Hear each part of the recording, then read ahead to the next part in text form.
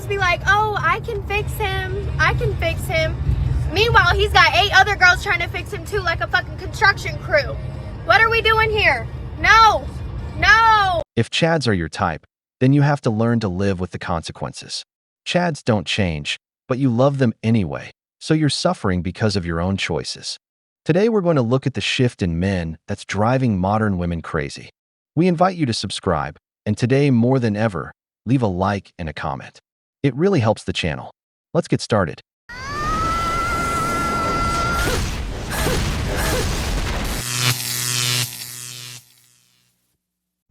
I'm going on my first ever solo date. I'm very excited. I've got myself all dressed up. I was gonna go for food, but I've literally ate like a fat fuck all day, so now I'm not hungry. But I'm going to the cinema to see Obsession. So it's called, I think so. And I'm gonna get a little Tango Ice Blast. I might even get some popcorn. I'm really excited. I'm a little bit nervous. I didn't think I would be, because I think when people do things on their own, I'm like big slay, but I'm kind of a little bit nervous. I'm like, what if the film scares me? I'll be fine. I'm really excited. I will let you know how it goes. My hair looks crazy. I'll let you know how it goes and what the film's like. I've heard really good things. I'm excited. Obviously, I'm like half an hour early, so I am just aimlessly walking about, which is really awkward. I don't know if I like this. The cinema is literally crazy. You literally have to do everything yourself. Like, get your Tango Ice Blast yourself. You get your popcorn yourself. I've got little M&Ms in my popcorn. I'm so bad with like anything like that. I'm like, what do I do? I couldn't get the Tango Ice Blast machine to work. It was all very awkward. But I'm set. I've got my Tango Ice Blast. I've got my popcorn. Still got like 20 minutes till my film starts, which isn't ideal. But I'm doing it. I'm totally doing it, guys. I did it. I did it. I hardcore dated myself and I had a great time. I had a really good time, and the film was pretty good. I think most people will really like it. I'd give it like a 3.5. It's worth a watch. That's my review of Obsession. But I'm really proud of myself. I would definitely go again solo dating. Like once I was in and I had my snacks and all that, and I was like cozy in the cinema, I was like, yeah, this is fine.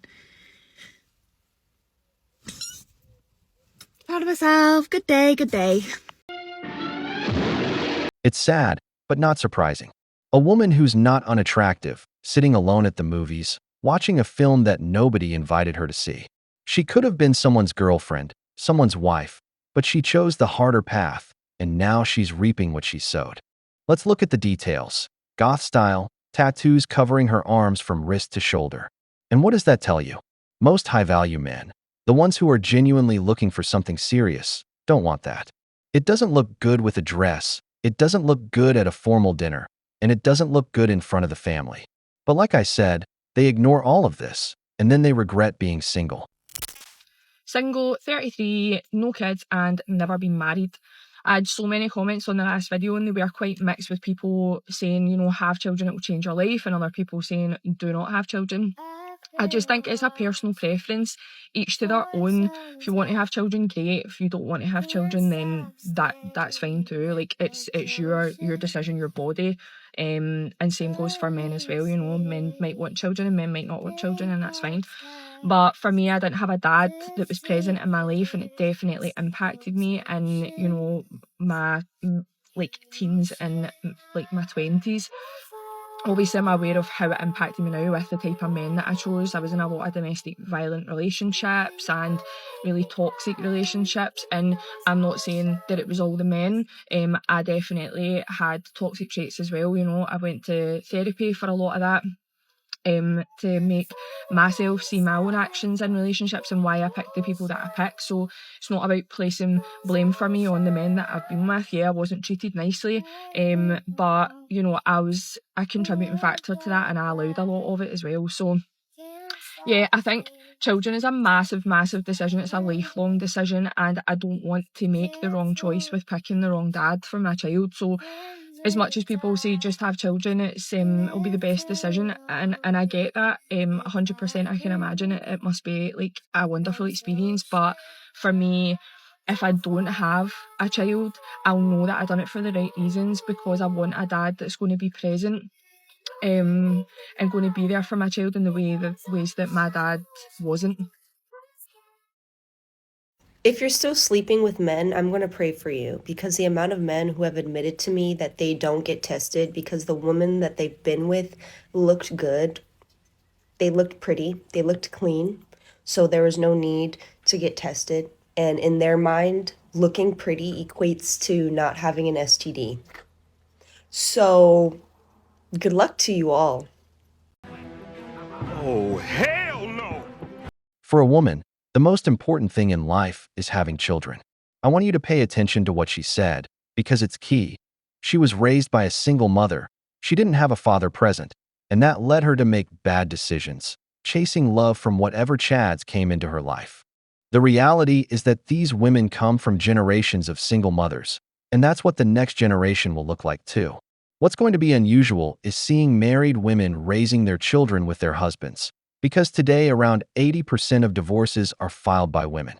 Just look at how that affects the children. That's why I don't buy the idea that the best thing for my kids is seeing their mother happy. The best thing for your children is having their father present. What do you think's wrong with women in society today? We don't care. So what makes a good woman? We don't care. What are the qualities of a good woman? We don't care. What are women doing wrong in this generation of dating? We don't care. What do men really think about women? We don't care. The number one thing that makes a man think of you as wife material. We don't care.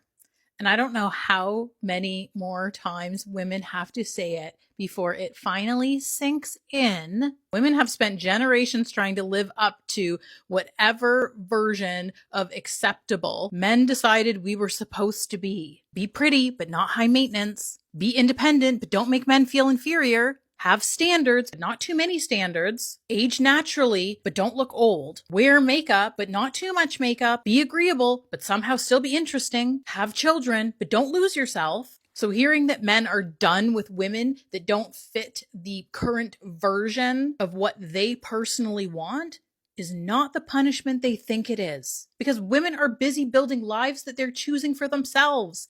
They're not sitting around waiting to be chosen by a man. So when we see men online announcing that they're done with women, what we're really seeing is men trying to rebrand rejection as power. I think that every single guy on the face of the earth is on testosterone nowadays. Like, who doesn't freaking do that shit? Please let me know. Because my ex was doing that shit, hell no. I will not date another guy that does that shit. No. The main reason I don't go on first dates anymore is because every single one I've been on, the men just lack social cues, and I think it's just like our phones, I guess. But I feel like every time I go on one, I sit there and ask them 40,000 questions about themselves, which is great. Like, I want to know about you. And then they'll talk about themselves, which is also great. Like, talk about your interests, I want to hear. But then it's never reciprocated, and they never ask me any questions about myself. Or if they do, they somehow turn the conversation back on them. And now the conversation's all about them. And then they leave the first date being absolutely in love with me because all they did was talk about themselves the whole time. And I'm an active listener, so I listen to them, but they don't know anything about me at all. So. The real dating code is simple. Get her talking about herself while you talk less about yourself. But this woman doesn't understand one basic thing. Men don't need them. And every day that you keep attacking men through radical feminism, more men will choose being single over choosing you. So who's really losing here? Because here's the reality. Today there are more successful men than ever. They're making more money, enjoying a better quality of life, and they've focused on improving themselves while you stayed stuck in the narrative. Meanwhile, the statistics don't lie. The modern woman is poorer than women were in the 80s and 90s. So the next time you talk about independence, ask yourself this. Independence for what, if the numbers show you're worse off? Women. You know what's becoming really dangerous? The amount of hatred men and women have for each other. Every day I scroll online and it's the same thing. Women posting videos about how men are trash, men posting videos about women hitting the wall, dying alone, or failing in life. And everybody cheers for their side. Nobody stops and asks, when did we become enemies? Some women have become so hurt by bad men that they now assume every man is the problem. And some men have become so bitter from rejection, divorce, or heartbreak that they actually enjoy seeing women struggle. That is not healing. That is resentment. And resentment does not build families. It does not build communities. It does not build healthy relationships. It just creates more wounded people. And the truth is, most men are not evil. Most women are not evil. Most people are just carrying pain that they never dealt with. We've turned social media into a battlefield where everyone is keeping score. Men did this, women did this. Who's worse? Who's winning? Meanwhile, loneliness is skyrocketing, relationships are failing, people are more disconnected than ever. Maybe instead of looking for reasons to hate each other, we should start looking for reasons to understand each other. Because men need women, and women need men. Not to compete, not to destroy each other, not to prove who's more superior, but to work together. A healthy society has strong men and strong women. And if your happiness depends on the opposite sex failing, you become part of the problem you're complaining about. Maybe it's time we stop choosing sides and start choosing solutions. At what point in a relationship does it get to the point where the man knows if he proposes to the girl, she's going to say yes? Like, at what point does it not become like a joke anymore where you just say to all of them, I'm going to marry you? Because I've said to all of my ex-boyfriends that I think we're going to get married, and we are getting married. I've probably made Pinterest boards for all of them and discussed engagements and everything. But, like, I know if they actually proposed me, I would have said no. Like, at what point do you get to it where you know it's, like, not a joke? And I've been with someone for, like, 3 years. I moved fucking cities 3.5 hours up for no reason when I'd never been there before in my life, for a man before, different man. Like, what seriousness does it get to when the man knows she's definitely going to say yes? Or even you know you're definitely going to say yes? Have I got commitment issues? The more and more I speak, the more I start and mouthing off, the more I start really clicking with the type of person I am and worrying. Men don't give girlfriend level attention to women they see as completely platonic. And that's why a guy friend who has a crush on you almost always starts acting more emotionally invested than a normal friend would. A big sign is subtle jealousy. Maybe he acts weird when you talk about other guys, becomes quiet when you mention dating someone, or suddenly gets more protective when another man is around. Because part of him sees other men as competition, even if he'll never openly say it. I also asked Magneta for some signs. It's basically like ChatGPT but for the girls, and it's also free, so you have to download it. And she said, you already know. You feel the extra second in the hug. The way he watches you when he thinks you're not looking. You're not imagining it. The question isn't whether he loves you. It's what you're going to do about it. You'll also notice that he'll try to create emotional closeness before trying anything romantically obvious. He wants long conversations, wants to spend quality time with you. He wants to have all these inside jokes with you because he's slowly creating emotional attachment. And honestly, men don't emotionally invest in a woman that they're not really attracted to. That's why sometimes the guy calling himself just your friend is secretly hoping that he's going to become something more. The hostility between men and women didn't come out of nowhere. It started the day men began getting called misogynists simply for being gentlemen. It started when every problem in the world was blamed on the same target, the patriarchal white man. And what did you expect would happen? That men would eventually get tired of it. That they'd finally say, enough, when faced with laws designed not to protect them, but to oppress them. As for female friends, the man who meets a woman and doesn't make his intentions clear is the one at fault. You can't get mad at a woman for thinking you were just her friend when you entered her life as a friend. You put yourself in the friend zone. You're the one who has to get yourself out of it.